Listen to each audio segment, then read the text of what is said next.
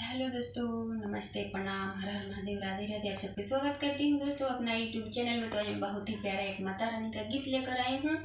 आप लोग जरूर सुनिएगा, अच्छा लगेगा तो वीडियो को लाइक कर देना, साथ में चैनल को सब्सक्राइब कर लेना दोस्तों। अब सबसे पहले बोलिए दुर्गा माता की जय।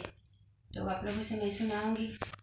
चुनरिया पराजी बड़ी मैया हमारे हो, चुनरिया पराजी बड़ी मैया हमारे हो, चुनरिया पराजी बड़ी। जय के सुनरवा घरे नथिया लिया आई बी, जय के सुनरवा घरे नथिया लिया आई बी।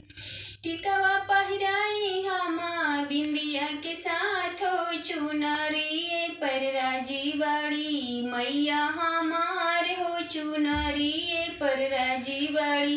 जय के सुनरवा घरे झुमुका ले आई बी, जय के सुनरवा घरे झुमुका ले आई बी। झुमुका पहिराइब मायके, झुमुका पहिराइब मायके, हम नथियावा सहित हो, चुनरिए पर राजी बाड़ी मैया हमारे हो, चुनरिए पर राजी बाड़ी मैया हमारे हो, चुनरी पर राजी बाड़ी मैया हमारे हो। जय के सुनरवा घरे हरवा ले आई बी, जय के सुनरवा घरे हरवा ले आई बी। हरवा पहिराइब मायके हम कंगना सहित हो, हरवा पहिराइब हम कंगना सहित हो, चुनरिए पर राजी बाड़ी मैया हमारे हो, चुनरिए पर राजी बाड़ी। जय के सुनरवा घरे पायल लियाई बी, जय के सुनरवा घरे पायल लियाई बी।